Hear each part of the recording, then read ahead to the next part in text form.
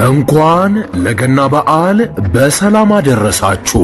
በውጭ ሀገር ለምትኖሩ ትውልደ ኢትዮጵያውያን በሙሉ ታላቅ የኢንቨስትመንት ዕድል ከታላቅ ቅናሽ ጋር ይዘንሎት መጥተናል። በመሃል ከተማ ቤተ መንግሥት አቅራቢያ ወዳጅነትና አራዳ ፓርክ ፊት ለፊት ከባለ 1 እስከ ባለ 3 መኝታ አፓርትመንቶችን ከ30% ታላቅ ቅናሽ ጋር አቅርበናል። ባለ 1 መኝታ 5 ሚሊዮን የነበረው በ3.6 ሚሊዮን ብር አጠቃላይ ክፍያ፣ ባለ 2 መኝታ 10 ሚሊዮን የነበረው በ6.9 ሚሊዮን ብር አጠቃላይ ክፍያ፣ ባለ 3 መኝታ 13 ሚሊዮን የነበረው በ9.5 ሚሊዮን ብር አጠቃላይ ክፍያ አቅርበንሎታል። በዚህ የመኖሪያ መንደር ውስጥ መዋኛ ገንዳ፣ ጂምናዚየም፣ ደረጃውን የጠበቁ ሰፋፊ ሊፍቶች፣ ምቹና በቂ የመኪና ማቆሚያ ቦታዎች፣ ዘመናዊ የደረቅ ቆሻሻ ማስወገጃ፣ አውቶማቲክ ጄኔሬተር የተገጠመለት የከርሰ ምድር ውሃና ለተለያዩ አገልግሎት የሚውል ሰገነት በአንድ አካቷል። ለበለጠ መረጃ ከታች ባለው ስልክ ይደውሉ። እንኳን ለገና በዓል። ኢትዮጵያ እንደ ራሽያ፣ ኢትዮጵያ እንደ አሜሪካ፣ እንደ ፑቲን፣ እንደ ትራምፕ በብዙዎች ዘንድ በአሁኑ ሰዓት እየተነሳ ያለው ጥያቄ ኢትዮጵያን እንደ አሜሪካ አሁን ደግሞ እንደ ራሽያ የሚለውን ጨምረን በአምባገነኑ ኢሳያስ አፈወርቂ ላይ እርምጃ ኢትዮጵያ መውሰድ አለባት። ይሄንን አምባገነኑን ኢሳያስ አፈወርቂ እርምጃ እንድትወስድ ይሄንን እንደ ኬዝ አርጋ መጠቀም አለባት የሚል አስተያየቶች ተመልክቻለሁ። ይህ ጉዳይ በደንብ ሊታሰብበት ይገባል፣ በቂ ዝግጅት ሊደረግበት ይገባል የሚል ነገሮች ነው እያየው ያለሁት። አስተያየታችሁን አላውቅም፣ ግን የተወሰነ አስተያየት ለመስጠት እሞክራለሁ።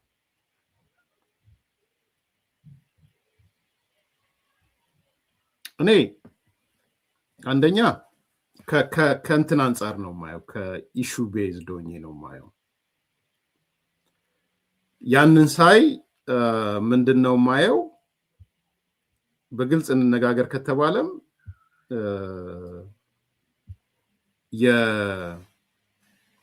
የአሜሪካ መንግስት በቬኔዙዌላው ፕሬዝዳንት ላይ ካቀረበው ክስ በላይ ኢትዮጵያ በኢሳያስ ላይ የምታቀርበው ክስ በብዙ እጥፍ ይበልጣል ብዬ ነው የማስበው። አንደኛው አርጊውመንት እሱ ነው። በሻ ጻፉት፣ መሰረትም ካለች አሜሪካኖች የቬኔዙዌላው ፕሬዝዳንት ላይ ያቀረቡት ክስ ወደ ኢትዮጵያም ስንወስደው ኢትዮጵያ የቀረበው ክስ ላይ የኢትዮጵያው ብዙ ነው ብዬ ነው ማለት። ኢትዮጵያ በትልልቁ ኢሳያስ ላይ ክሶቿን ማቅረብ ትችላለች ነው እያልኩ ያለሁት። ልክ ነው ልክ አይደለም? አስተያየት እንድትሰጡበት ማለት ነው።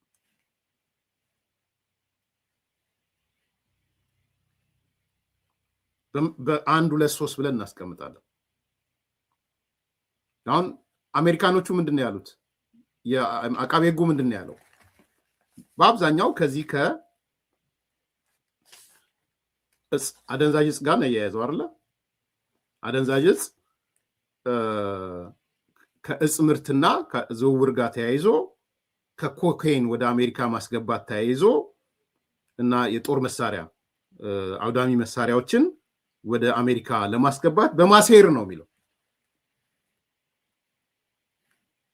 እኛ ግን ከዛ በላይ የኢሳያስ ጦስ ደርሶናል። አንደኛው ምክንያት እሱ ነው። ቴንክ ዩ በሻ። አንደኛው ምክንያቴን አስምሩልኝ በደንብ። ኢትዮጵያ አሜሪካኖች በቬኔዙዌላው ፕሬዝዳንት ላይ ካቀረበችው ክስ የበለጠ እጥፍ ብዙ እጥፍ ክስ ማቅረብ እንችላለን ኢሳያስ። እንዘርዝራቸው የተወሰነ። አንደኛው ቬኔዙዌላው የ13 ወይ 14 ዓመት መከራ ነው ለአሜሪካኖቹም ከሆነ። ለኛ ኢሳያስ አፈወርቂ የግማሽ ክፍለ ዘመን መከራ ነው። የ50 ዓመታት በላይ መከራ ነው ኢሳያስ ለኢትዮጵያ። ስለ ኢሳያስ ነው የምናወራው፣ ኢሳያስ አፈወርቂ ስለሚባል ሰው። ስለ ኤርትራ ብሔርተኝነት፣ ስለ ኤርትራ ህዝብ አይደለም እየተነጋገርን ያለን። ኢቭን ስለ እኔ ስለ ሻዕቢያም አይደለም እያወራሁ ያለሁት፣ እሱ ሌላ ድርጅት ነው።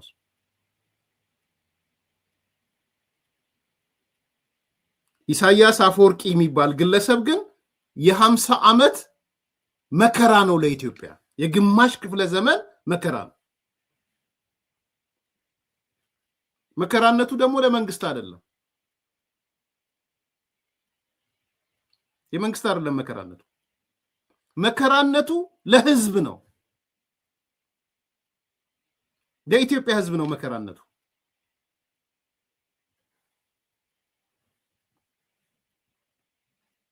ሲጀምር መጀመሪያ ኢትዮጵያን ጠላት አደረገ እንደ ሀገር። ከኢትዮጵያ ቀጥሎ አማራውን ጠላት አደረገ።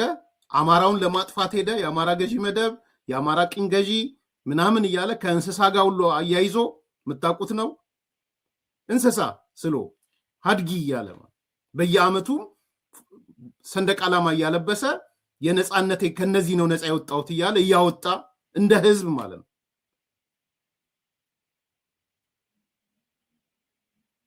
ሲቀጥል የኢትዮ ኤርትራ ጦርነት ጊዜ የትግራይ ህዝብ ላይ እስከ አደገኛ ቦምቦች ትምህርት ቤት ላይ እስከ መወርወር ደረሰ። ከዛ በፊት የአፋርን ህዝብ እንደ ህዝብ ነው እንደ ልሂቅ ነው ያጠፋው። የአፋርን ህዝብ ፓርቲ ሃርዱፍ ወይ ምናምን ኡጉጉ ምናምን ብቻ አይደለም፣ እንደ ልሂቅ የአፋር ህዝብ እንደ ህዝብ ነው የጠፋው። ሰሞኑን አይታችኋል። ወደ 300,000 ብለው ክሱ ደግሞ እስከ አፍሪካ ህብረት ሄዶ አፍሪካ ህብረት ጥያቄ እስካቀረበበት ለአሜሪካ የኢሳያስ መንግስት መልስ ስጥ እስከሚል ይህን አቅርበናል ፕሮግራማችን ላይ የምታስታውሱት። የኤርትራ ቀይ ባህር አፋሮች ያቀረቡት ለአፍሪካ ህብረት ያቀረቡት ዶክመንት ለሰብአዊ መብትና ምናምን እስከ 300,000 የሚጠጉ አፋሮችን ነው ከምድረ ገጽ ያጠፋው። ይሄ ትልቅ ይሄ ብቻውን በቂ ምክንያት ነው። ሌላውን ተውትና ማለት የቀይ ባህር አፋሮች ለአፍሪካ ህብረት ያቀረቡት ክስ ብቻውን በቂ ነው።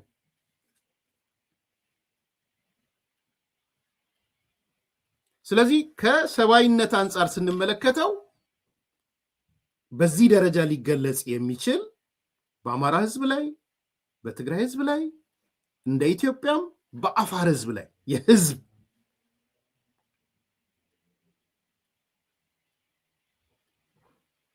ኢቭን የሰሞኑ የሰሜኑ ጦርነት ላይም እንግዲህ እነጌታቸው ረዳም እንደነገሩን 76% የሚነውን ነው ግድያ የፈጸመው የሻዕቢያ የኢሳያስ ጦር 76%።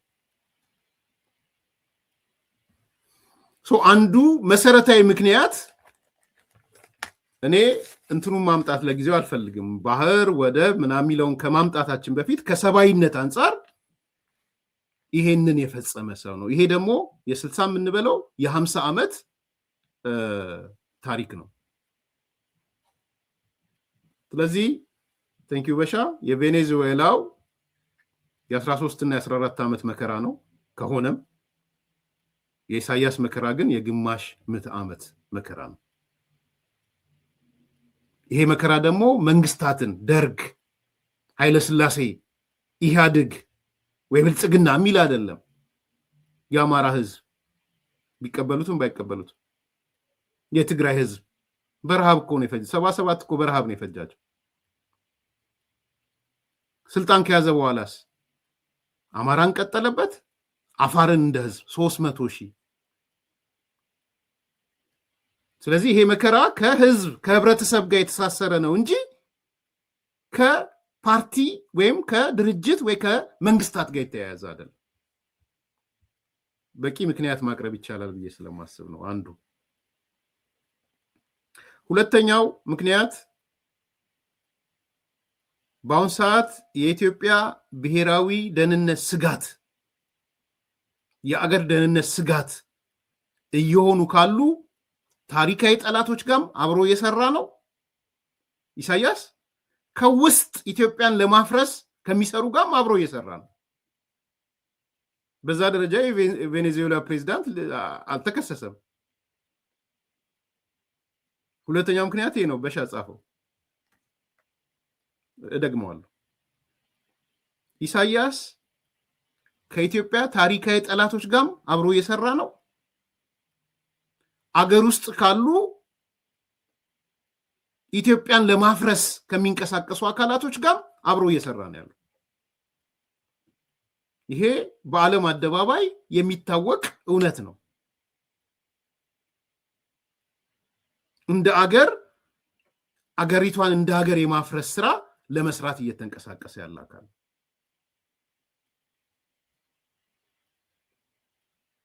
ይሄ ሁለተኛ በቂ ምክንያት ነው ብዬ ነው የማምነው። ሁለተኛ በአሁኑ ሰዓት በሀገር ውስጥ ያለችው ቁጥር 1 የኢትዮጵያ የደህንነት ቁጥር 1 ስጋት በዚህ ሰዓት የኢትዮጵያን የሰላም ስጋት ቁጥር 1 ቲፒኤልኤፍ ነው። እኔ እንደዛ እንደማምን ነግሬያቸዋለሁ።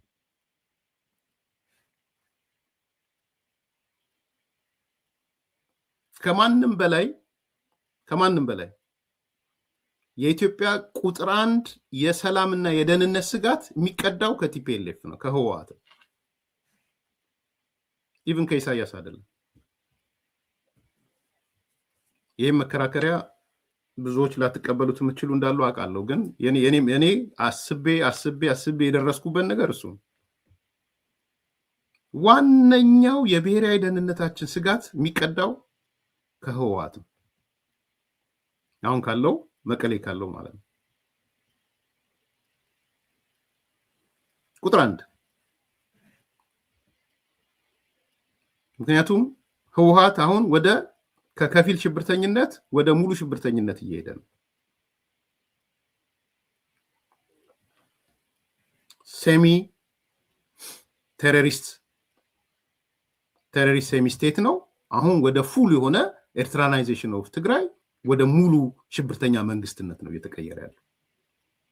ሰው ብትወዱም ብትጠሉም የኔ መከራከሪያ እንደፈለገ አስተያየት ስጡበት፣ ጽሁፍ ጻፉበት ከፈለጋችሁ። እኔ ግን ያለኝ አሁን ሪሰንትሊ የኔ መከራከሪያ መንግስት ምን ይላል፣ ሌሎች ምን ይላሉ አላውቅም። የኔ ግን የአሁን ግልጽና ተጨባጭ መከራከሪያ ክሊር ኤንድ ፕሬዘንት የሚባለው የኢትዮጵያ የብሔራዊ ደህንነት ስጋት የሚቀዳው ከቲፒኤልኤፍ ነው ብዬ ነው ማለት። ሁሉም ሽብርተኝነቶች ልምጣ ካሉ በዚህ ሰዓት የሚያልፉት በህወሓት በኩል ነው። ሁሉም ግብጽ የምታልፈው በህወሓት በኩል ነው። ኢሳያስ የሚያልፈው በህወሓት በኩል ነው። ሌሎች ሽብርተኞች ካሉ የሚያልፉት በህወሓት በኩል ነው። ሪሲቨር ሆኗል አሁን ህወሓት። የመጣ ሁሉ የሚጠቀመው ሪሲቨር ሆኗል። ምንድነው በደም እንትን ውስጥ ሁሉንም የሚቀበለው አይነት ማለት ነው። ይሄ በጣም ጠንካራ መከራከሪያ ነው እያቀረብኩ ያለሁት። በነገራችን ላይ ባጭሩ ምን እያልኩ ነው? የኢሳያስ ጥንካሬም የሚቀዳው በዚህ ሰዓት ከህወሓት ነው። የግብጽ ጥንካሬ የሚቀዳው ሽብር ለመፈጸም ማለት ኢትዮጵያን ስጋት ውስጥ ለመክተት ማለት ነው። የግብጽም ጥንካሬ የሚቀዳው ከህወሓት ነው። የውስጥ ኃይሎችም ጥንካሬ የሚቀዳው ከህወሓት ነው። ኮሊት ጆሮ ቆራጮችና እጅ ቆራጮች፣ ጡት ቆራጮች የተባሉት ታጣቂዎች ኦር ኖሮ የሌለው ኦነግ ሸኔ የነዚህ ጥንካሬ ራሱ ማንሰራራት የሚቀዳው ከህወሓት ነው። የሁሉም ክፉ ነገሮች መሰባሰቢያ ማግኔት ቲፒኤልኤፍ ነው። እኔ ይሄን ካመንኩ ቆይቻለሁ። በዚህ ላይ የጸና እምነት ከያዝኩ ቆይቻለሁ። መዳን የማይችል ነው ቲፒኤልኤፍ። ሶ ፖለቲካሊ ህወሓትን ማዳከም ትርጉም አልባ ማድረግ ካልተቻለ ኢትዮጵያ የደህንነት ስጋቷ እንደ ስጋት ይቀጥላል። ግብፅም ትመጣለች፣ ኢሳያስም ይመጣል፣ ጆሮ ቆራጮቹም እጅ ቆራጮቹም ጡት ቆራጮቹም ይስፋፋሉ። ኖሮ የሌለው ኦነግ ሸኔም ወደ መኖር ይቀየራል። የነዚህ ሁሉ ግን ማሰባሰቢያ ማግኔት ህዝባዊ ወያኔ ሓርነት ትግራይ ወይም ትነግ እያሉ የሚሉት ማለት እሱ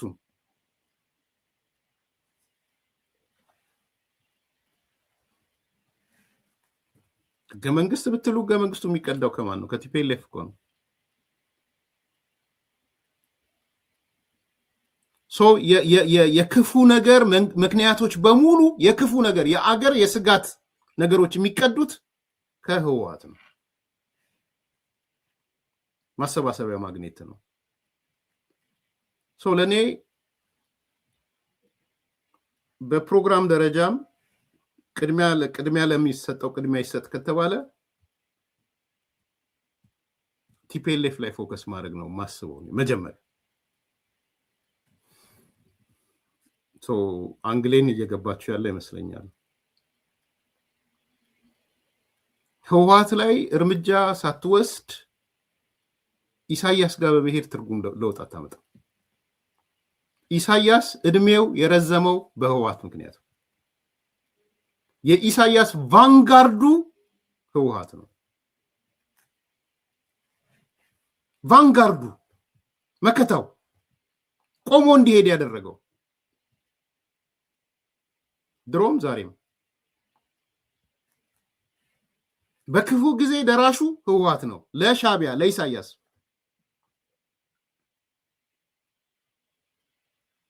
ስለዚህ ቅድሚያ ህወሓትን ፖለቲካሊ ማዳከም ነው መፍትሄው። ትርጉም አልባ ማድረግ ነው መፍትሄው። እሱን ካልሰራ ሌላ ነገር ትርጉም የለው። የምሬን ነው የምናገረው።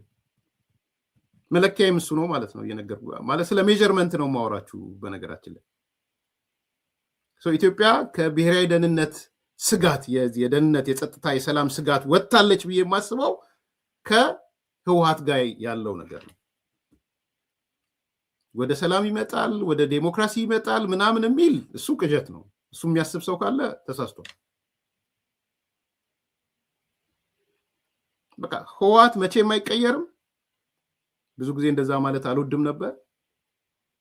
አዲስ አበባ ገብቶ ስልጣን ካልተቆጣጠረ መኖር አይችልም። አዲስ አበባን ካልተቆጣጠረ ደግሞ ሁከት ፈጣሪ፣ ብጥብጥ ፈጣሪ፣ የሁሉ የሽብርተኝነት ምንጭ እና ጉድጓድ መሆኑን አያውቁም። ይሄ ነው መከራከሪያ።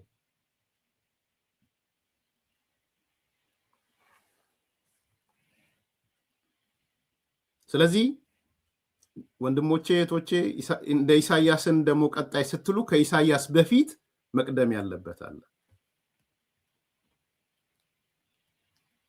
በሀገር ውስጥም በውጭም ታሪካዊ ጠላቶች የሚባሉት እነ ግብፅ፣ የግብፅ መንግስት በዋናነት ኢንስትሩመንት የሚያደርገው ኢሳያስን ነው። ኢሳያስም የቀዳው የግብፅን ነው። የግብፅን ፖሊሲን የቀዳው ሎኮስት የሚል ደን ጌታቸው ረዳ እንደሚለን ዩስፉል ኢዲየትስ አሉ፣ እነሱን ይጠቀምባቸዋል ማለት ነው። ዩስፉል ኢዲየትስ አሉ።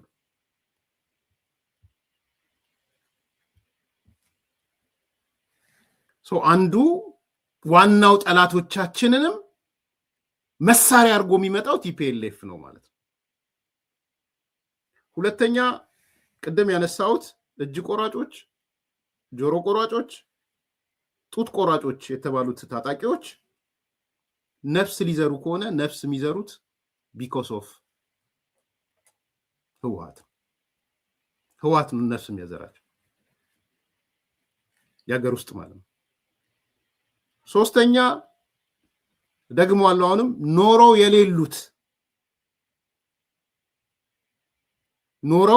የሌሉት ጸጉሯ ሙሻ የሆኑት ኦነግ ሸኔዎች ሊያንሰራሩ ከሆነ ለሽብርተኝነት ከህወሓት ጋር የሚኖራቸው ግንኙነት ማተር የሚያደርገው ኖሮ የሉ ጸጉሯ ሙሻ ናቸው፣ ግን አንሰራሩ ማለት አይደለም። ያንሰራራሉ ከቲፒኤልኤፍ ጋር ከሆነ ለሽብርተኝነት ማለት ነው።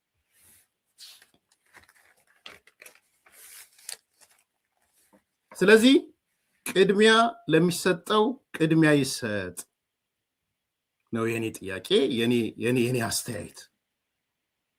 ምንድን ነው ቅድሚያ የሚሰጠው?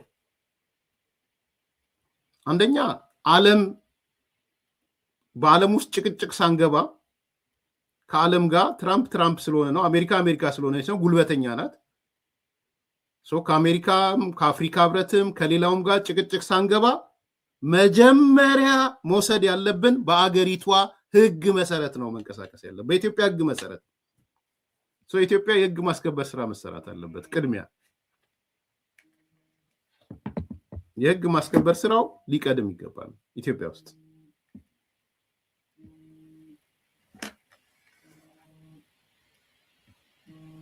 ይሄ አንዱ ነው።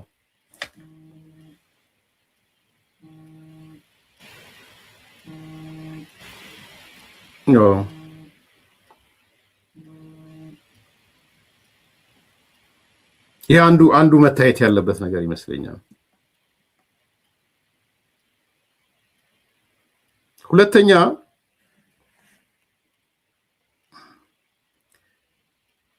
ይሄን አካል ቀድሞ እርምጃ መውሰድ የመፍትሄዎች ሁሉ መፍትሄ ነው ብዬ ነው የማምነው።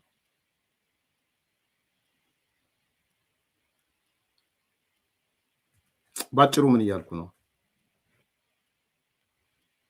የኢትዮጵያ መንግስት በአገሪቱ ህግ ከማንም ጋር ምን አገባችሁ ብሎ ማለት ነው፣ ምን አገባችሁ ሌሎቻችሁ፣ የአገር ውስጥ ህግ ነው ማስከብረው ብሎ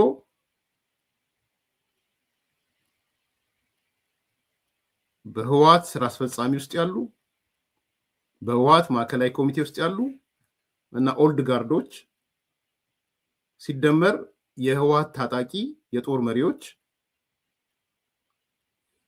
ከ20 ይበልጣሉ። ዝም ብዬ ሊስት ሳረግ ነበረ በነገራችን ላይ። እስቲ እንደው እነማን ናቸው አዋኪዎች ብዬ ሊስት ሳረግ ከ20 ይበልጡ ማለት ዞን ወረዳ ምናምን የሉም እያልኳል፣ ይኖራሉ፣ ግን ላይ የተቀመጡት ከ20 አይበልጡም፣ ከ20 ያነሱ ናቸው። በፖለቲካው ዘርፍም የሆነ ቁጥር ከ10 የማይበልጡ ናቸው። በሚሊቴሪ ዘርፍም ያሉት በታጣቂው ዘርፍም ያሉት ከ10 አይበልጡ። ስለዚህ የኢትዮጵያ መንግስት በ20ዎቹ ላይ ከ20 የማይበልጡት ላይ የህግ ማስከበር ስራ መስራት አለበት ብዬ ነው የማምነው። ምን ማለት ነው የህግ ማስከበር? የእስር ትዕዛዝ ማውጣት አለበት የኢትዮጵያ መንግስት። እንደዛ ነው የማስበው። የእስር ትዕዛዙ ህግ የማስከበር ስራ ነው። ጠርጥሬ ያርቸዋለሁ ነው የሚለው። የሚጠረጠሩበትን ነጥቦች ያነሳቸዋለሁ። ስለዚህ እነዚህን ከ20 የማይበልጡ አደገኛ ሰዎች በቁጥጥር ስር ማዋል ከፕሪቶሪያ ስምምነትም ጋር አይጋጭም፣ ከሀገሪቷም ህግ ጋር አይጋጭም። ይሄን መስራት በጣም ወሳኝ ነው ብዬ ነው አሁን እያመንኩ ያለሁት።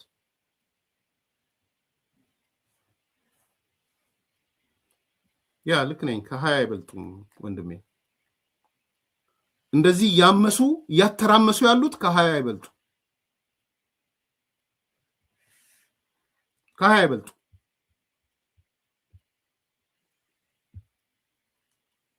እነሱ ላይ የእስር ትዕዛዝ ማውጣት ከባድ ነው ብዬ አላምንም። በሀገሪቱ ህግ መሰረት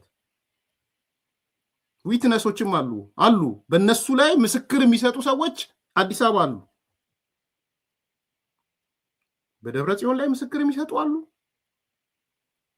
በፈትለወርቅ ላይ ምስክር የሚሰጡ አሉ። በጌታቸው አሰፋ ላይ ምስክር የሚሰጡ አሉ። በዶክተር አብርሃም ላይ ተከስተ ላይ ምስክር የሚሰጡ አሉ። በእነ አዲስ አበባ ባሌማ ላይ ምስክር የሚሰጡ ሰዎች አሉ። ዋና አዋኪዎቹ ከነዚህና እነዚህ ጋር የተያያዙ ናቸው። በፍስሐ መንጁስ ላይ ምስክር የሚሰጡ አሉ። በመዲድ ላይ ምስክር የሚሰጡ አሉ፣ በምግባይ ላይ ምስክር የሚሰጡ አሉ፣ በወዲም በተይ ላይ ምስክር የሚሰጡ አሉ። ትላንት አብረዋቸው የነበሩ ሰዎች ምስክር ይሰጣሉ። ከቻሉ አይ እኛ ችግር የለብንም በህግ ነፃ ነን ካሉ ይምጡ። ግን ጠርጥሬያቸዋለሁ። አንደኛ ከኤርትራ መንግስት ጋር ግንኙነት በመፍጠር አንደኛው፣ ይሄ ደግሞ የአገሪቷ ህግ አይፈቅድም። ከውጭ ሀገር ጋር ግንኙነት መፍቀር አይፈቅድም። ይሄ የትግራይ ህዝብም ማወቅ ያለበት ነገር ነው። የትግራይ ልሂቅም ማወቅ ያለበት ነው። ለትግራይ ከሆነ ለትግራይ ልሂቅ ይሄ ከሰራ ለአማራውም ለኦሮሞም ምናምን ሊሰራ ነው ማለት ነው። ኤክሰፕሽናሊዝም ብሔርተኛው ኤክሰፕሽናሊዝም እንደሚያስብ ስለማቅ እኛ የተለየነን የሚል ስሜት እንዳለ ትግራይ ብሔርተኝነት ውስጥ አውቃለሁ። ለእነሱ ብቻ የሚሰራ አለ፣ ለሌላው ግን የማይሰራ አለ። እንደዚህ የሚባል ሳይንስ የለም። there is no exceptionalism። ስለዚህ አንዱ መጠርጠሪያ ነጥብ ህወሓት ውስጥ ያሉ ከኤርትራ ከኢሳያስ አፈወርቂ ጋር ግንኙነት የፈጠሩ አካላቶች አሉ። ቁጥር አንድ እሱ። እነሱም ይሄን ከመናገር ወደኋላ አላሉም። ይሄን አልካዱም። ተፈላጊ ግለሰቦች ተብሎ ነው የሚወጡት ሊስት የሚደረገው። በነገራችን ላይ ኢምፓክቱን ጌታቸው ረዳም ነግሮናል። ዝም ብሎ ቀላል እንዳይመስላችሁ። አይ ምንም አሁን እኔ በፊት እነሱ ላይ ቢወጣ ያው እዛው ትግራይ ህዝብ ውስጥ ቁጣ ይፈጠራል፣ እንደውም የበለጠ የትግራይ ህዝብ ኦን ያደርጋቸዋል ምናምን ነበር ድሮም ማስበው። አሁን ደስ አላስብም። እኔ ወጥቶ ሰላማዊ ሰልፍ የደስታ ሰላማዊ ሰልፍ የሚወጣ ነው ይመስለኝ የትግራይ ህዝብ አሁን ሳየው።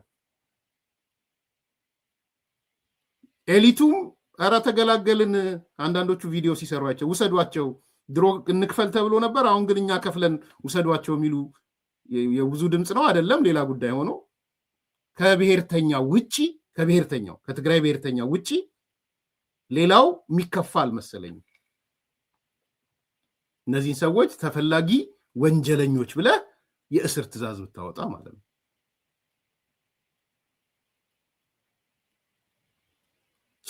እየዘረዘርኩኝ ነው። ከውጪ አገር ጋር ከኤርትራ ጋር ግንኙነት በመፍጠር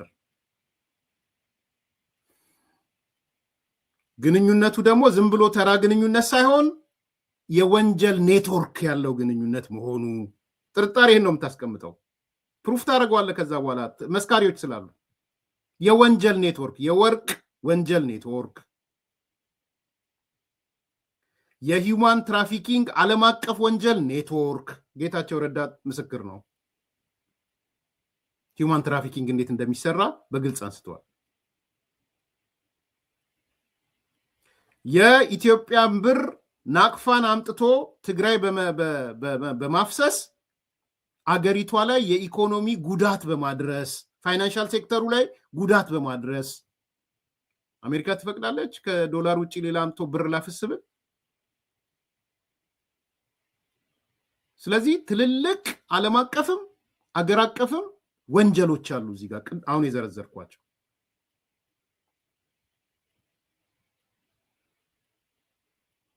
ስለዚህ ከኤርትራ መንግስት ጋር የተፈጠረው ህገወጥ ግንኙነት አገሪቷን ስለጎዳት ነው ደብረጽዮን የሚፈለገው፣ ፈትለወርቅ የምትፈለገው፣ ጌታቸው አሰፋ የሚፈለገው፣ ዶክተር አብርሃም የሚፈለገው፣ አዲስ ዓለም ባሌማ የሚፈለገው ህገወጥ ሂውማን ትራፊኪንግ ስለሚፈጽም ነው ምግበይ የሚፈለገው፣ መዲድ የሚፈለገው፣ ፍስሐ መንጁስ የሚፈለገው፣ ወዲም በታ የሚፈለገው። ሂውማን ትራፊኪንግ ይፈጽማል፣ ወርቅ ይነግዳል፣ እስከ ዱባይ ኔትወርክ አለው። ይሄ አይደለም ዓለም አቀፍ ሪፖርት ነው። ስለዚህ ይሄ ግለሰቦች ከ20 የማይበልጡ የኢትዮጵያ መንግስት አስቀድሞ የእስር ትዕዛዝ ማውጣት አለበት ብዬ ነው ማለት። ይሄ ደግሞ ጊዜ አስተዳደሩ መተባበር አለበት። ጀነራል ታደሰ ወረደ መተባበር አለበት። ምክንያቱም ደብረጽዮን ምን ይል ነበረ? ፕሬዚዳንት በነበረ ሰዓት ጌታቸው እንደነገረን ጌታቸው አሰፋ እንዳይመጣብኝ አልፈልግም፣ እንዳይመጣብኝ። ለምን ሲባል አይ የፌዴራል መንግስቱ ይፈልገዋል፣ እኔ ከሱ ጋር መታየት አልፈልግም። ኢምፓክት አለው። ይህን የነገረን ጌታቸው ነው፣ ጌታቸው ረዳ ነው። ደብረጽዮን ጌታቸው አሰፋን አያቀርበውም ነበር። ለምንድን ነው የማያቀርበው ሲለው ምክንያቱም ፌዴራል መንግስቱ የእስር ትዕዛዝ አውጥቶበታል። ስለዚህ ፈራ ነበረ ደብረጽዮን፣ እኔ አልፈልግም ከሱ ጋር መገናኘት እያለ።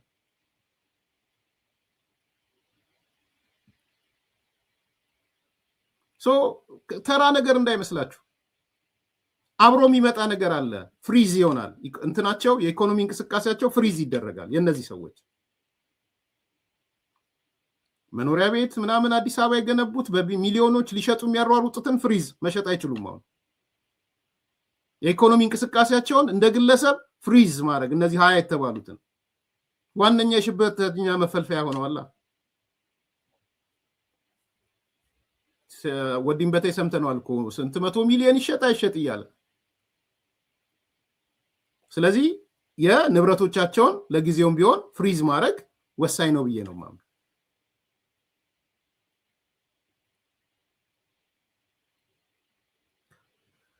ሶስተኛ ይሄ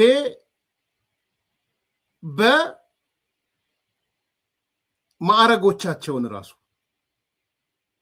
ማዕረጎቻቸውን መግፈፍ ያስፈልጋል።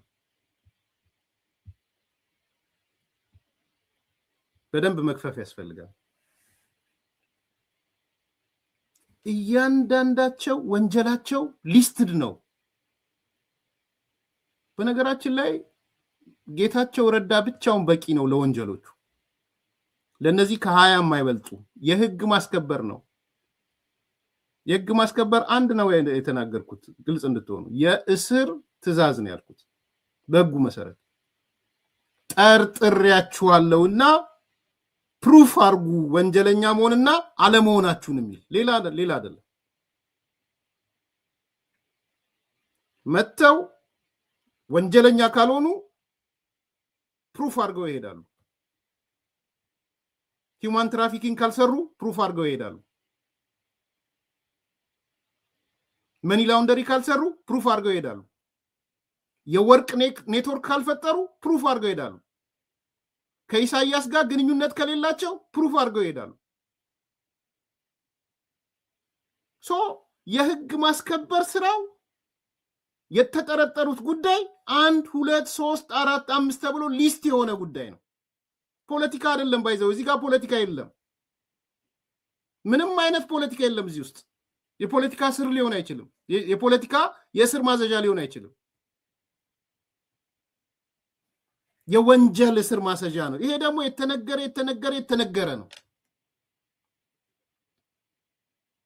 የሀገሪቷን ህገ መንግስት ሚኒድ ነው። አይቻልም ከውጭ ሀገር ጋር ግንኙነት መፍጠር። ከኢሳያስ ጋር ከኢሳያስ ጋር ግንኙነት መፍጠር አይፈቀድም። በሀገር ውስጥ ኢንሰርጀንቶችን መደገፍ አይፈቀድም። ኢቭን በፕሪቶሪያ ስምምነት አይፈቀድም። እነሱ ግን በይፋ ፋኖን መደገፍ ኦላን መደገፍ ነው የሚሉት። ፋኖን መደገፍ ኦነግ ሸኔ መደገፍ ነው የሚሉት። እነዚህ ሁሉ መረጃና ማስረጃዎች ናቸው።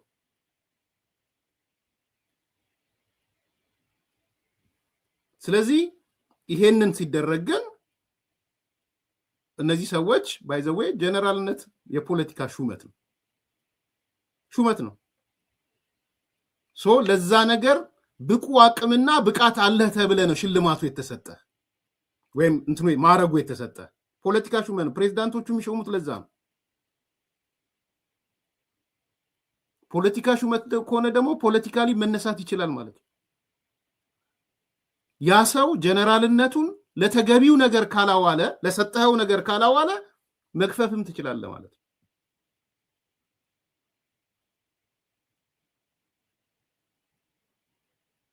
ምክንያቱም የጀነራልነት ስልጣንና ኃላፊነት እና ግዴታ ተጠያቂነት በግልጽ ተቀምጧል። ከዛ ስልጣንና ኃላፊነት ተጠያቂነት ነው ይሄ ሰው የወጣው።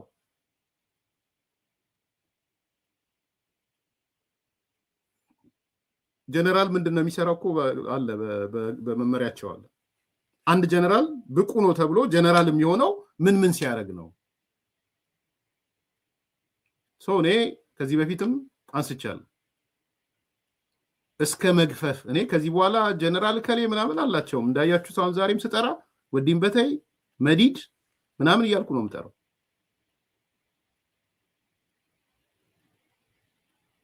ስለዚህ እኔ ሮጦ ወደ ኢሳያስ ሄዶ ክርክር ከመግጠም ከዓለም ጋር ከአፍሪካ ህብረት ከተለያየ ከምናምን ጋር ወደ ጸብ ከመግባት ትልቁ መንገድ እኔ ለነሱ ፈርታይል ግራውንድ የሚፈጥረው ህወሓት ነው።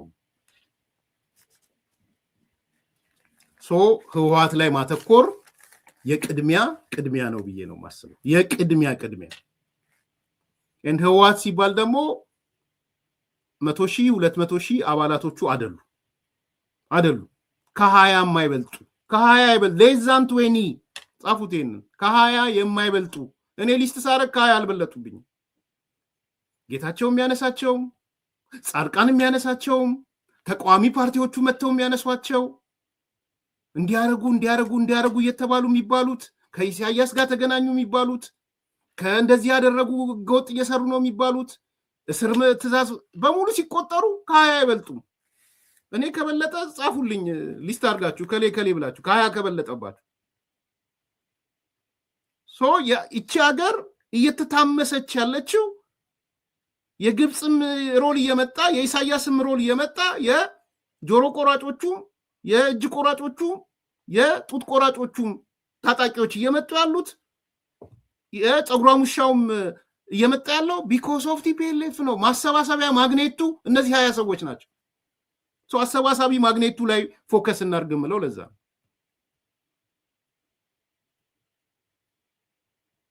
እኔ የሚታየኝ ይሄን ነው የቅድሚያ ማለት ነው። ለዚህ ደግሞ በርካታ ዶሴ መረጃ በርካታ ዶሴ ማስረጃ አለ።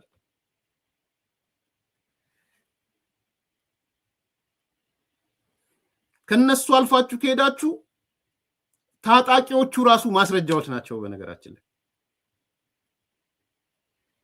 አሁን የነዚህ የጡት ቆራጮቹ እጅ ቆራጮቹና ጆሮ ቆራጮቹ ታጣቂ ኃላፊ ሆነው ማነው ስሙ አስረስ አንዱ ማስረጃችሁ ነው። አንዱ ማስረጃ ነው። ምን ብሏል? በግልጽ ግንኙነት ጀምረናል፣ ከህወሓት ጋር ግንኙነት ጀምረናል፣ ከሻቢያም ጋር ግንኙነት በቃ ሌላ ምንም የአስረስ ቃሎች ብቻውን አንድ መረጃና ማስረጃ ናቸው።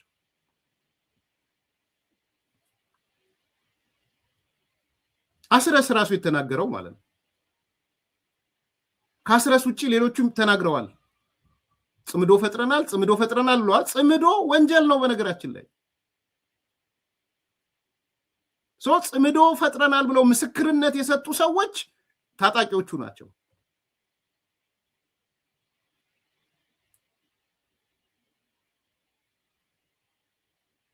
ይሄ በጣም ግልጽ መሆን አለበት። እኔ ከፈረሱ ጋሪው እንዳይሆን ቅድሚያ ለሚሰጠው ቅድሚያ መስጠት ተሯሩጠን ብዙ ስላነሳችሁ ነው። አሁን ቀጣዩ ኢሳያስ ነው፣ ቀጣዩ ኢትዮጵያ ወደ ኢሳያስ መሄድ አለባት ምናምን ስለተባለ የኢሳያስ ጉልበት አቅም ትግራይ ነው ያለው። ትግራይ ደግሞ ከ20 የማይበልጡ ሰዎች ጋር ነው ያለው፣ ህወሓት ውስጥ ነው ያለው። አይበልጡም ከ20። ስለዚህ ከዓለም ጋርም ከማጣላት ከአፍሪካም ጋር ከመጣላት ህገወጥ ነው ህጋዊ ነው ሉዓላዊነት ምናምን ከሚባል ቅድሚያ እነዚህ 20 የማይሞሉ በሀገሪቱ ህግ መሰረት የሀገሪቱን ህግ የጣሱ አካላቶች ላይ የህግ ማስከበር ስራው ከዛ ጋር ነው መተሳሰር ያለበት። በእርግጠኝነት የምነግራችሁ የትግራይ ህዝብ ይተባበራል ብዬ ነው ማለት። ቢያንስ ዝም ይላል፣ በትንሹ ዝም ይላል። እንደ ህዝብ የሚጮኸው ዳያስፖራ ያለው ጽንፈኛው ነው የሚጮኸው።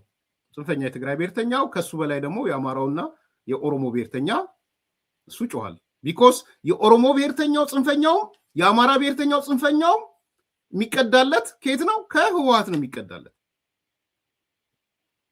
ስለዚህ እዚህ ዲያስፖራ ላይ ቢጮህ ለነዚህ ለ20 ሰዎች ብሎ ህግ ማስከበር ቢጮህ የአማራ ጽንፈኛው የሚጮህ ለራሱ ሲል ነው። የትግራይ ጽንፈኛው የሚጮህ ለራሱ ሲል ነው። የኦሮሞ ጽንፈኛ የሚጮህ ለራሱ ሲል ነው። ለማፈር የሚያገኘው ከነሱ ስለሆነ ከህወሓት ስለሆነ ውሃ የሚያገኘው ከነሱ ኦክሲጅን የሚያገኘው ከነሱ ስለሆነ ዝም ብሎ እንዳይመስላችሁ እኮ አንዳንዶቹ ፖለቲከኛን ጉምቱ የሚሉት ህወሓትማ ተገዳዳሪ ኃይል ነው የሚሉት ከባዶ አይደለም። እዚህ አሜሪካ ቁጭ ብለው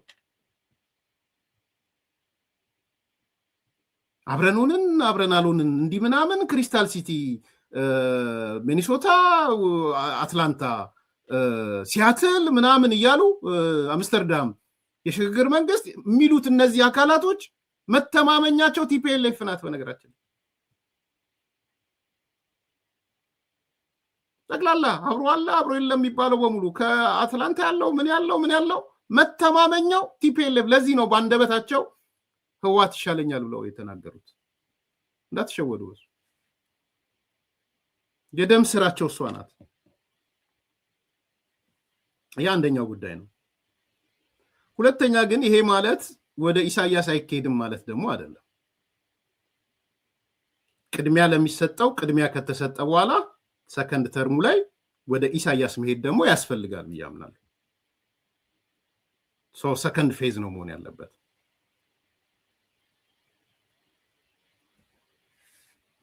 ሰከንድ ፌዙ ወደ ኢሳያስ የሚካሄደው። ይሄ ግን ጠንካራ የፖለቲካ ስራ መስራት ይጠይቃል ብዬ አምናለሁ። ጠንካራ የኮሙኒኬሽን ስራ ይጠይቃል ብዬ አምናለሁ። እንዲሁ ትራምፕ ስላደረገው ብለን የምንሄድበት አይደለም። ትራምፕ ነው። አሜሪካ ናት። ጉልበቷን ጉልበት ነው። ምናልባት እኛ ስናደርገው ልታቃወመን ሁሉ ትችላለች፣ አላቅም። ስለዚህ ኢቭን አሜሪካ እንኳን እንዳትቃወመን የሚያደርግ ጠንካራ የፖለቲካ ስራ፣ ጠንካራ የዲፕሎማሲ ስራ፣ ጠንካራ የኔትወርክ ስራ፣ አሜሪካ ላይ ደግሞ ሎቢ ስራ መሰራት አለበት። ከኢሳያስ ጋር በተያያዘ አሜሪካኖቹ እንደ ስጋት እንዲያዩትም ማለት ነው። ሌሎቹም እንደ ስጋት እንዲያዩት በጣም ጠንካራ የፒአር ስራ፣ የማማለል ስራ ያስፈልጋል።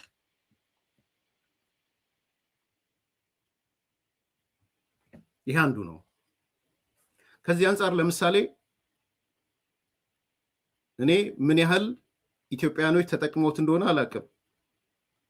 ለአሜሪካ ጋር ከተያይዞ ኢሳያስ ራሽያ ሄዶ የተናገረው ነገር እንደ ህዝቡ እኮ ትልቅ የፖለቲካ ስራ መስሪያ እኮ ነው። ራሽያ ሄዶ የተናገረው ነገር ለአሜሪካኖች እኮ የማንቂያ ደውል ነው የተናገረው ነገር። በዛ አንጻር ምን ያህል ነው የኢትዮጵያ እንትኑ ራሱ አሁን ኢቲቪ ጥሩ ሆኗል፣ ፋና ጥሩ ሆኗል። እንዲህ አይነት ነገሮችን ወስዶ ግን መስራት መቻል አለበት። በእንግሊዘኛም በምንም እንዲነቁ እንዴ ምንድነው እንዲያረጋው ምን እያረገ ነው ይሄ ሰውዬ ብሎ እንዲነቁ ራሻው ፑቲን እስኪገርመው ያየው ማለት ነው። ለነ ፑቲን መሳሪያ እየሆነ ያለው ፑቲን ስል ራሽያ ብቻ ማለት አይደለም፣ ሆል አሜሪካ ላይ ያለውን ነገር ነው ያነሳለው።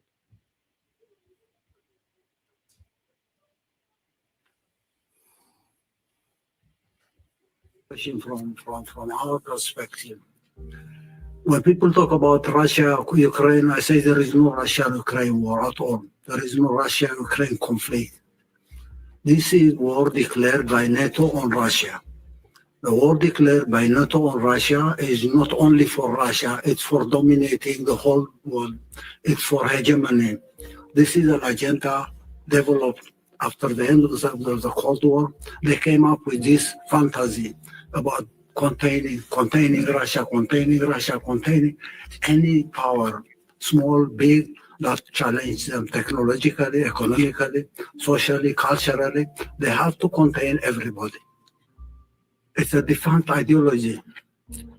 I say Russia did not do its preparation to face this declared war. Even though Russia was aware about the dynamics of what was going on. NATO is defunct. NATO does not exist. NATO is under intensive care.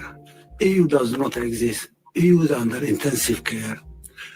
Now, 30 years ago, when they decided to contain Russia, they felt that was the major threat for them. China was not considered a threat at that time. Now they know. They missed the point. They couldn't contain Russia. They will never contain Russia. Ukraine is a sacrifice. Ukraine is a price they have to pay. They will not pay it on their own. They will provide billions and billions, even trillions, to continue this war. And now we need to have the narrative straight. This is not war between Russia and Ukraine. This is declared war against Russia because Russia was the major threat at the time. Now they can't dominate the whole world. They have to defeat Russia so that they hegemonize everything. No one should be their equal technologically, militarily they have to be superior, economically they have to control everything, grab every resource here and there, technology under the... በደንብ ስሙ።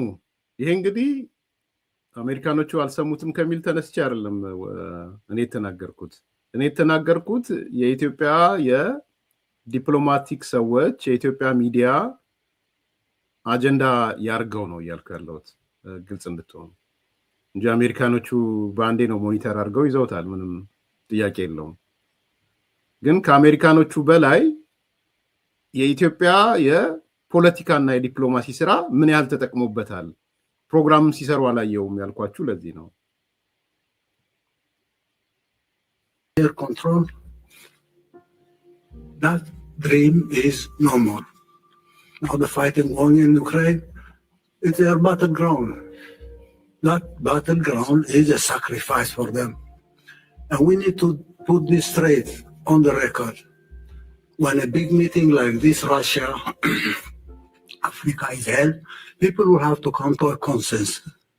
This is not war between Russia and Ukraine to me. And anyone who has a different explanation will have to tell me. This is war declared on Russia, but declared war for hegemony. The last 30 years we have seen the details of the mechanics of this declared war. This last event is the final phase to me. It will end sometime. NATO will not get out of intensive care. EU will not get out of intensive care. These are systems that are crumbling. It's only a matter of time. And the whole world will have to be prepared not to defend Russia, but stand with Russia so that this hegemonistic idea will not prevail at any point in time in history. How do we design a plan? How do we fail this one without any further cause? ሶስተኛውን የዓለም ጦርነት እንጀምር እኮ ነው እያለ ያለው ባጭሩ። ሌላ እንዳይመስላችሁ። ፖለቲካ ኦርደሩ ወደ ሶስተኛ የዓለም ጦርነት እየሄደ ነው። ራሽያ አለሽ፣ ቻይና አለሽ፣ እኔ ያለው እያለ ነው። ኢሳያስ አለ የቆየ ነው ይላል። አንድ ምን ሐሳቡን አልቀየረ የሰውዬ። They are printing money. They are not manufacturing anything at all. It's printing money. And this has been one of their weapons globally. The monetary system, the global monetary system, controlled by dollar and euro, has been used. Sanctions here, sanctions there, sanctions there, grabbing this account, grabbing that account, has been one of their tools. This is not going to continue indefinitely. And we need a new financial architecture globally, not controlled by euro, not controlled by the dollar, not controlled by other currencies. To me, this failure of the attempt to contain Russia will immediately move to the east. Containing China is their next agenda. They may be playing a very deceptive tactic on trying to tell everyone, oh no, we have to work with China, we have to do this and that. Their miscalculation about China has proved to be wrong. They felt probably they have the technology, they have everything. The Chinese can only copy. They will never equal them. So they will contain Russia, but make friendship with China and continue taking advantage of that so that containing Russia will be easier for them to do. Now China is out of control. Containing China from Taiwan, from India, from Japan, from South Korea, from Australia. How do they do it? How will they do it? That challenge is coming next. But first they need to deal with Russia. How are they going to deal with Russia and then next move to China? How can they deal with everybody? How do they contain us? Imagine this tiny Eritrea is being contained by them. We're being punished with their sanctions every time. We have to be punished because we're not bowing. We are not bound to their conditionalities. We're a very small threat. We are not even a threat to them. But they have to contain us. Sanctions, sanctions, sanctions, sanctions, conflict here, conflict there. Now, I think we need to strategize.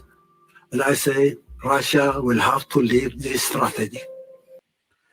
የሶስተኛውን የዓለምን ጦርነት ራሽያ መምራት አለባት ነው የሚለው። ስትራቴጃይዝ አርጋ ሊዲንግ ሮሉን ራሽያ ሆይ ተጫዋች። ኢዩ የለም፣ ኔቶ የለም፣ አይሲዩ ገብቷል። እነዚህ ሰዎች ዓለም ነው እየረበሹ ያሉት። ስለዚህ ራሽያ ሆይ የመሪነቱ ሚና ተጫዋች እና ወደ ሶስተኛ የዓለም ጦርነት እንግባ ነው ያለው። Russia will have to design a plan on facing this declared war.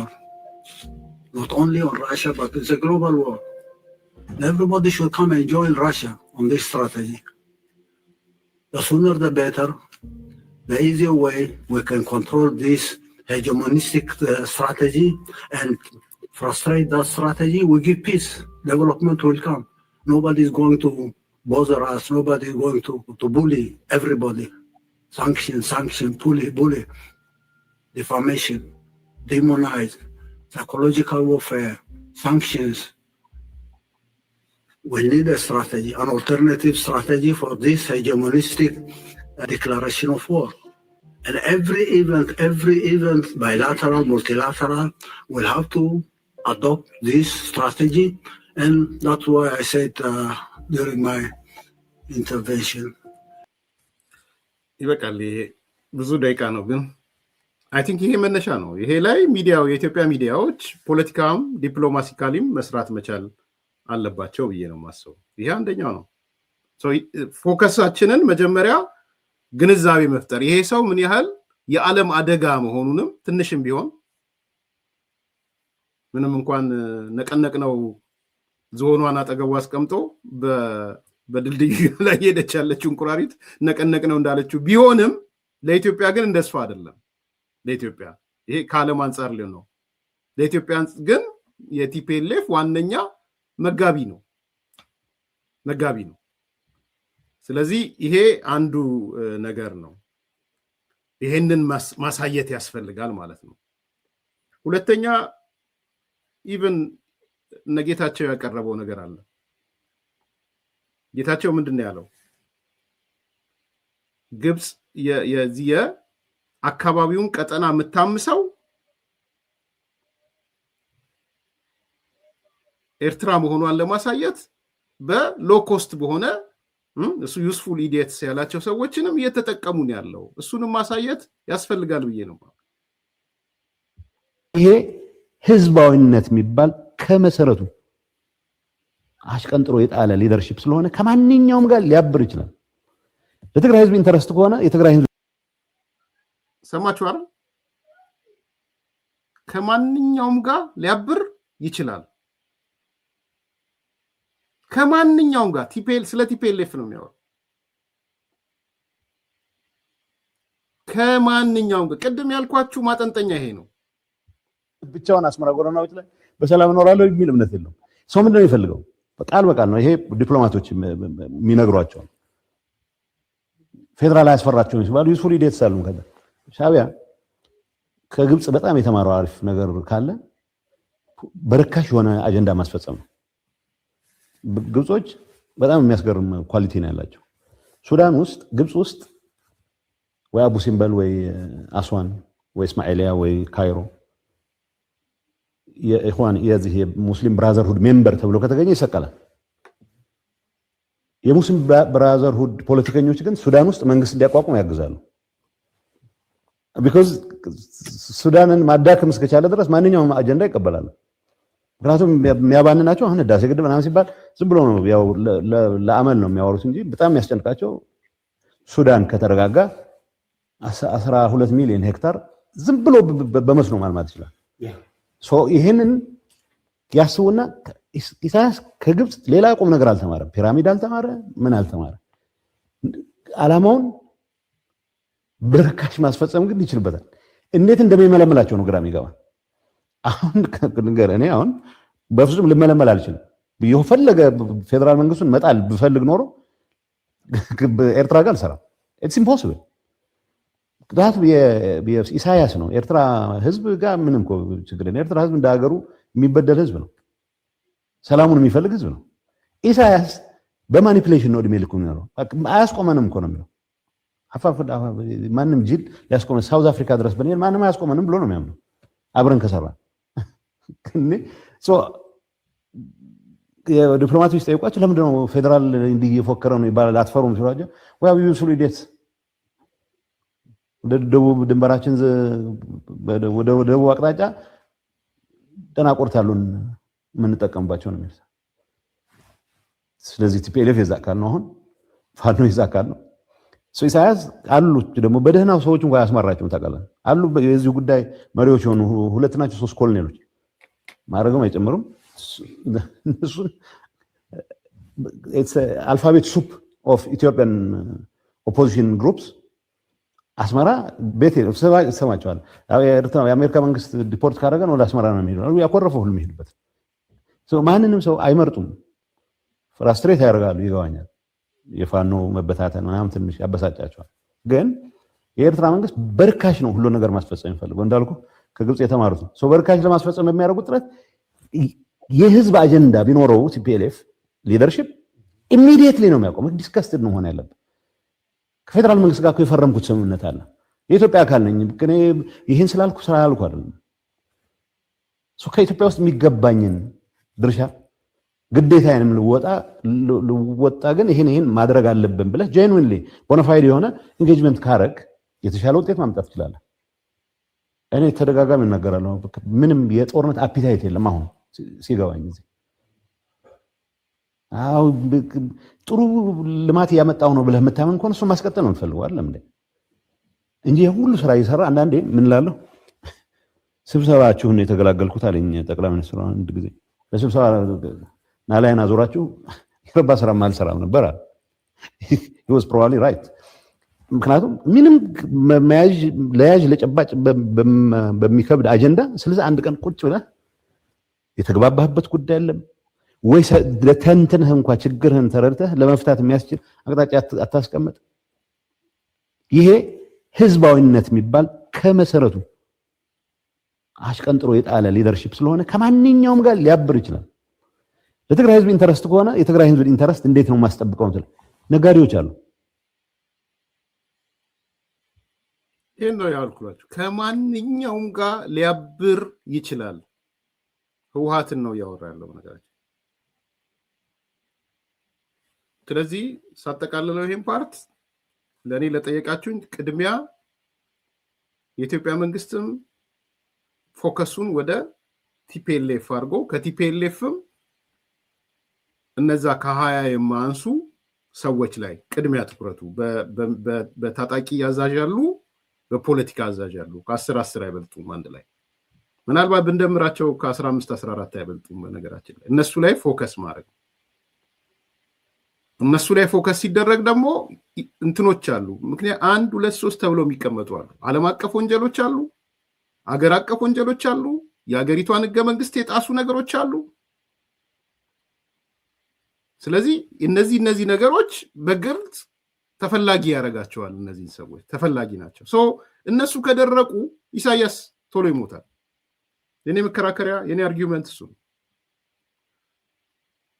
አሁን እነሱ የሚፈልጉትን ነገር ማድረግ በሀገሪቱ ህግ መሰረት አሁን ትላንት መቼለት አሁን አንዱ አጀንዳ ሲሰድቡት እያየው ነበረ። ጀነራል ሳሞራ የኑስን ሰሞኑን የሆነ ነገር ተናገረ ብለው ጀነራል ሳሞራ የኑስ ልክ ነው። አሁን በጣም በቃ በዚህ በትግራይ ጽንፈኛው አካባቢ የብልጽግና ሰዎች ምናምን እያሉ የጌታቸው አሰፋ ሚዲያዎች ጀነራል ሳሞራን አምጥተው ሲያወሩ አይቻልም። ምንድን ነው ያለው እሱ? ጀነራል ሳሞራ የኑስ ምርጫ መካሄድ አለበት፣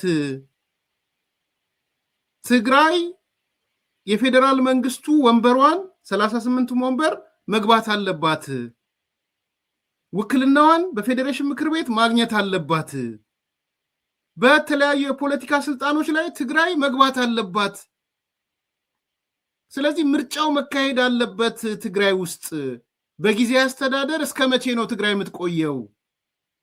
አሁን ይሄ ንግግር የጀነራል ሳሞራ ይሄ ንግግር ምንድነው ስህተቱ? ምንድነው ጥፋቱ? እዚህ ጋር ያለ ጥፋት ምንድነው?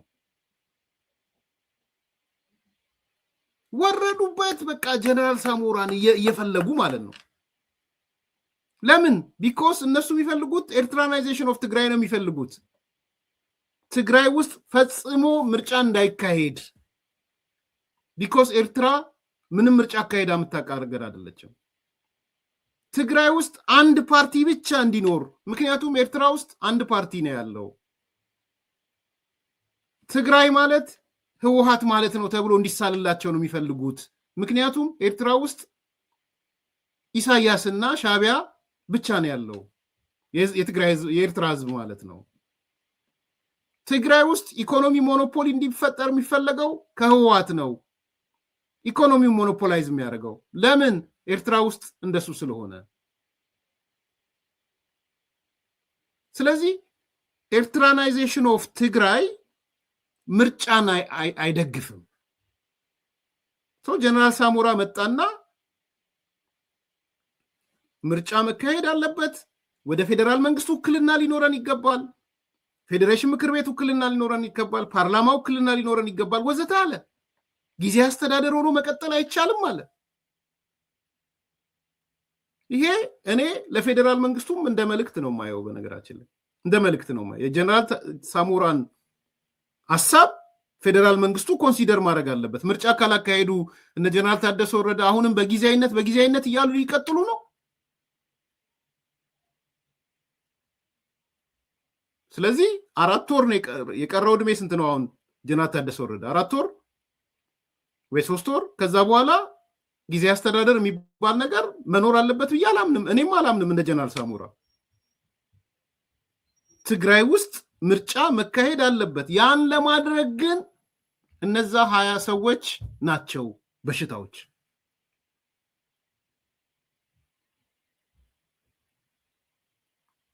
ይሄ ነው የጀነራል ሳሞራም ሐሳብ የሚመስለኝ ይሄ ነው። ትግራይ ውስጥ ምርጫ እንዳይካሄድ፣ ምክክር እንዳይካሄድ እያደረጉ ያሉት ከ20 ሰው አይበልጡም። ይታወቃሉ፣ በስም በሊስት በመረጃ ማስረጃ ይታወቃሉ። ስለዚህ እኔ ጀነራል ሳሞራ ሲረባረቡበት ስመለከት ከጌታቸው አሰፋ ልጆች ጀምሮ ይሄ ሚዲያ እንትን ያሉ የብልጽግና የአብይ ምናምን እያሉ ይሰሩበታል። ጀነራል ሳሞራ ምን አለ እስቲ አሁን ብዬ አየሁት። አይ ምርጫ መካሄድ አለበት፣ ጊዜ አስተዳደሩ መቀጠል የለበትም ማለት እውነት ነው። ጊዜ አስተዳደሩ መቀጠል የለበትም። ስለዚህ ይሄ ኃይል ከ20 የማይበልጠው ኃይል ደንቃራ ነው። የሻቢያም መሳሪያ ነው። የሻቢያ ጡንቻ ነው። የሻቢያ የጀርባ አጥንት ነው። ፎከሳችንን እዚህ ላይ ማድረግ፣ ቀጥሎ ቅድም እንዳነሳሁት ጠንካራ የፒአር ስራ፣ የዲፕሎማሲ ስራ፣ የሎቢ ስራ ከኢሳያስ ጋር በተያያዘ መስራት። ያ ከተሰራ አይ ቲንክ እኔ የኢሳያስ እድሜ የሚያጥረው የህወሓትን እድሜ በማሳጠር የህወሓት ስል የነዚህ 20 ሰዎች እንደ ድርጅትም አላነሳው። የኢትዮጵያ መንግስት እንደውም እንደ ድርጅት አላቅም ብሎታል። እኔ ብዙም ህወሓት የሆነ ሰዎች አለኝ ብሎ የሚያስቡ ከነዚህ ከሀያ ውጪ ስላለ እንደ ድርጅት ከቀጠለ ምን ቢቀጥልም ችግር የለብኝም። ዋናዎቹ ህመሞች ግን እነዛ ሰዎች ናቸው። ይሄ እኔ የማየው ነገር ነው የሚመስለኝ። ምናልባት አንድ ርዕስ ነበረኝ፣ ምናልባት ከጊዜ አንጻር ነገ እናየዋለን። እንግዲህ ጆሮ ቆራጮቹ፣ እጅ ቆራጮቹ፣ ጡት ቆራጮቹ አዎ እኛ ነን የገደልነው ብለው በይፋ ወጥተዋል። ዓለም አቀፍ ወንጀል ሰርተናል ብለው በይፋ ወጥተዋል። እና ምንድነው ይሄ ምልክቱስ ምንድነው? ወዴትስ ነው የሚያስኬደው የሚለውን ነገ እናነሳለን። የዛሬውን በዚህ እናጠናቅ። ላይክ አድርጉ፣ ሰብስክራይብ አድርጉ፣ ሼር አድርጉ። መልካም ቀን። እንኳን ለገና በዓል በሰላም አደረሳችሁ።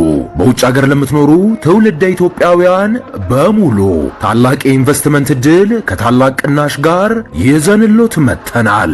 በመሃል ከተማ ቤተ መንግስት አቅራቢያ ወዳጅነትና አራዳ ፓርክ ፊት ለፊት ከባለ 1 እስከ ባለ 3 መኝታ አፓርትመንቶችን ከ30% ታላቅ ቅናሽ ጋር አቅርበናል። ባለ 1 መኝታ 5 ሚሊዮን የነበረው በ3.6 ሚሊዮን ብር አጠቃላይ ክፍያ፣ ባለ 2 መኝታ 10 ሚሊዮን የነበረው በ6.9 ሚሊዮን ብር አጠቃላይ ክፍያ፣ ባለ 3 መኝታ 13 ሚሊዮን የነበረው በ9.5 ሚሊዮን ብር አጠቃላይ ክፍያ አቅርበንሎታል። በዚህ የመኖሪያ መንደር ውስጥ መዋኛ ገንዳ፣ ጂምናዚየም፣ ደረጃውን የጠበቁ ሰፋፊ ሊፍቶች፣ ምቹና በቂ የመኪና ማቆሚያ ቦታዎች፣ ዘመናዊ የደረቅ ቆሻሻ ማስወገጃ፣ አውቶማቲክ ጄኔሬተር የተገጠመለት የከርሰ ምድር ውሃና ለተለያዩ አገልግሎት የሚውል ሰገነት በአንድ አካቷል። ለበለጠ መረጃ ከታች ባለው ስልክ ይደውሉ።